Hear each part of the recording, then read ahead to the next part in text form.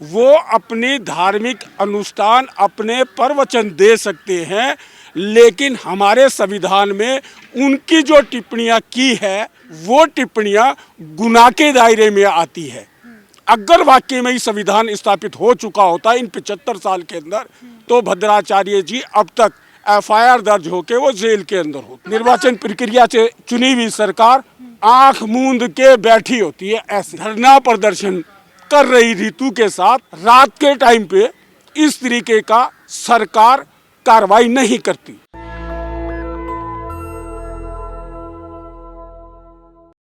नमस्कार, मैं नूर जहां। जिस तरीके से 2024 नए साल की शुरुआत हो चुकी है, वहीं दूसरी तरफ देखा जा रहा है जो प्रचलित मुद्दे जो उठ रहे हैं। पहला तो राम मंदिर है। राम मंदिर आजकल बहुत चर्चाओं में चल रहा है। उसी तरफ दूसरी तरफ देखा जाए तो जो राम भद्राचार्य उनकी जो टिप्पणी आई है, जिस तरीके से उन्होंने दलितों के लिए अभद्र टिप्पणी का उपयोग करा है, उसी को लेके हमारे साथ दो वक्ता मौजूद हैं। इन्हीं से हम बातचीत करेंगे। सर, क्या कहेंगे जिस तरीके से राम भद्राचार्य जिस तरीके की दलितों के ऊपर अभद्र टिप्पणी दी है, उस पर क्या कहना है आपका? देखिए, अभद्र टिप्पणी देना किसी के प्रति कोई यह अच्छी संस्कृति नहीं है। अगर आप जानना चाह रही हैं कि जो माहौल 2024 के लिए बनाने की तैयारी है कि भगवान के नाम से हम जनता से वोट ले लेंगे, तो आप देख लीजिए कि भगवान प्रभु श्री राम का भव्य मंदिर पूर्ण हुआ नहीं, उसके पहले ही लोकार्पण किस बात की। दूसरी बात कि इतनी जल्दीबाजी में क्यों? क्या 2024 चुनाव है? क्या आपका 2024 चुनाव के मद्देनजर ऐसा काम कर रहे हैं तो आप बैलेट पेपर पर चुनाव कराइए ना, दूध का दूध पानी का पानी हो जाएगा। जहां पे आपको लग रहा है कि भयभीत हो गए हैं, जैसे राजस्थान में आप देख सकते हैं, वहां के एक मंत्री ने शपथ ली, टीटी ने, और उपचुनाव 9 दिन नहीं बीता, उपचुनाव के बाद वो हार गए। इसी तरह से भारतीय जनता पार्टी की पूरी हालत है। और देश में इस तरीके से जो महिला सुरक्षित नहीं है, किसानों का व्यवस्था सुव्यवस्थित नहीं है, छात्रों की शिक्षा व्यवस्था मुहैया नहीं है, हर तरीके से कमियां खामियां एकदम सरफरोश एकदम बढ़ती जा रही है जिस तरीके से। और बहुत ही बड़ी समस्या इस देश में इस बात की है कि जहां पे प्रधानमंत्री जी के संसदीय क्षेत्र में एक छात्रा बहन के साथ बलात्कार होता है, और वहां पे 3 दोषी होते हैं, जिसमें मीडिया पत्रकार नहीं दिखाते हैं और साथ ही साथ उन पर कोई कार्रवाई नहीं की जा रही है। यह दुर्भाग्य का बात है कि भारत माँ कितनी खुश होंगी और भारत देश के लोग कितने खुश होंगे, यह सवाल खड़ा करता है। जी, आते हैं आपके पास भी। सर, आप क्या कहेंगे जिस तरीके से राम मंदिर बहुत चर्चा में चल रहा है, वहीं दूसरी तरफ देखा जा सकता है जो डॉक्टर ऋतु सिंह 135 दिनों से जो आंदोलन पे बैठी हुई थी, का पूरा टेंट ही उखाड़ के फेंक दिया गया। मतलब बस वो बता रही है एक वीडियो में भावुक होके कि वो बस फ्रेश होने गए, उनका पूरा टेंट जितना सब कुछ था सब उखाड़ के फेंक दिया गया। उस पर आप क्या कहेंगे? चाहे राम भद्राचार्य जी का वक्तव्य ले लीजिए, चाहे ऋतु के ऊपर होने वाली कार्रवाई ले लीजिए, अगर इस देश के अंदर लोकतंत्र से संविधान स्थापित हो चुका होता तो ऐसा हो पाता? न तो राम भद्राचार्य जी अभी बाहर घूम रहे होते, वो जेल के अंदर होते। संविधान के अंदर तो इस तरीके के प्रावधान हैं, वो अपनी धार्मिक अनुष्ठान अपने प्रवचन दे सकते हैं, लेकिन हमारे संविधान में उनकी जो टिप्पणियां की है वो टिप्पणियां गुनाह के दायरे में आती है। अगर वाकई में ही संविधान स्थापित हो चुका होता इन 75 साल के अंदर, तो भद्राचार्य जी अब तक एफआईआर दर्ज होके वो जेल के अंदर होते। तो मतलब अभी तक संविधान सही तरीके से स्थापित नहीं हो पाया है क्या? हो गया होगा तो कार्रवाई नहीं हो गई होती। मानते आप हो गया है, संविधान तो उनको इस चीज की इजाजत नहीं देता और उन्होंने किया, और फिर भी अभी तक एफआईआर दर्ज नहीं हुई। और ये एफआईआर दर्ज करने वाला कोई जाएगा क्या? संविधान का उल्लंघन करता है उस व्यक्ति के खिलाफ सरकार की भी जवाबदेही बनती है कार्रवाई करने की किया सरकार ने। तो आप मान क्यों नहीं लेते हो कि संविधान स्थापित नहीं हुआ?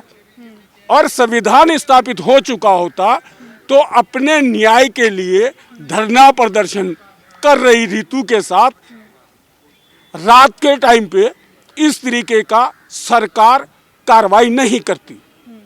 तो मेरी नज़र में तो मैं समझ रहा हूं कि हमारे देश के अंदर इस 75 साल से चुनी हुई लोकतंत्र से सरकारों ने न तो न्यायिक प्रक्रिया स्थापित कर पाए, न इस देश के अंदर संविधान स्थापित कर पाए, और ये लोकतंत्र की चुनावी प्रक्रिया से बैठे हुए संवैधानिक पदों पर जो भी नेतागण है, जो भी पदाधिकारी है, जो भी शासन प्रशासन में सिलेक्शन होके जा रहे हैं, पता नहीं कौन सी यूनिवर्सिटी से पढ़ के जाते हैं। झूठ बोलना, चापलूसी करना, अपने कर्तव्य के उत्तरदायित्व को ना निभाना के पर्चे ही ये है जो लोगों के साथ अत्याचार पे अत्याचार हो रहे हैं। और लोग या शासन प्रशासन, निर्वाचन प्रक्रिया से चुनी हुई सरकार आंख मूंद के बैठी होती है ऐसे। वो जो गांधी जी के 3 बंदर बताते हैं ना, वो वाले इस पर बैठे होते हैं। तो लोकतंत्र होता तो होता ही नहीं। एक महिला को 6 बजे के बाद में थाने में बुलाना अलाउ नहीं होता, आप अरेस्ट कर रहे हो।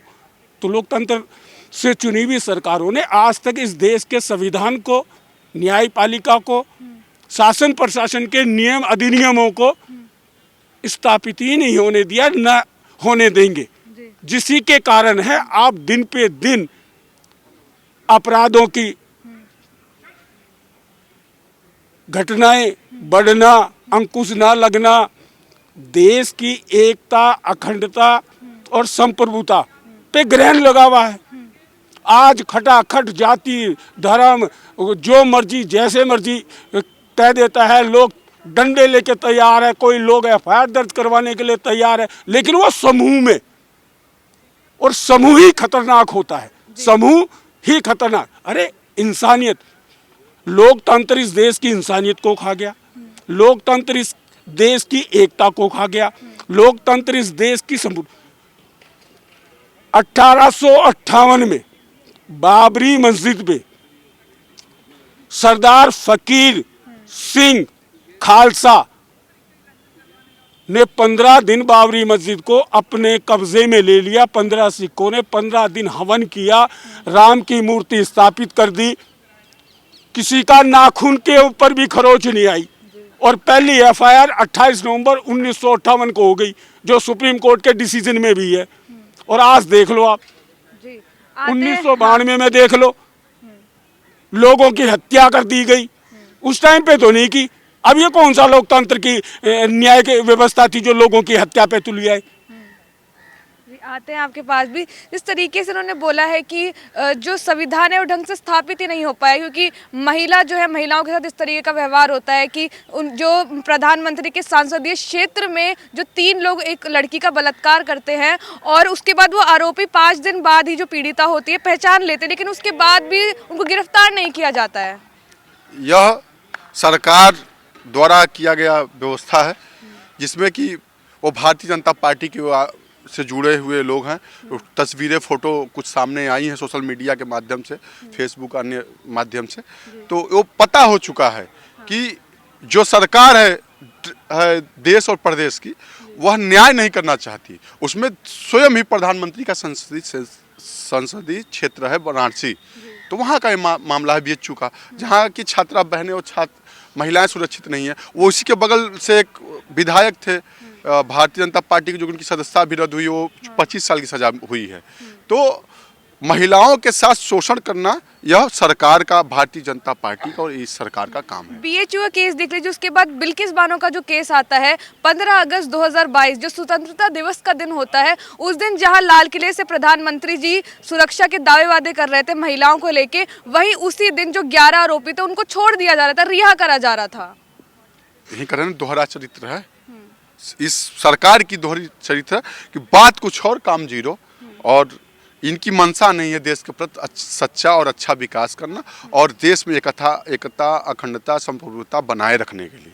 तो आप ये निश्चित तौर पे जान लीजिए कि जिसका संस्कार देश के आदरणीय प्रधानमंत्री नरेंद्र मोदी जी श्री राम मंदिर का उद्घाटन करने की बात हो रही है।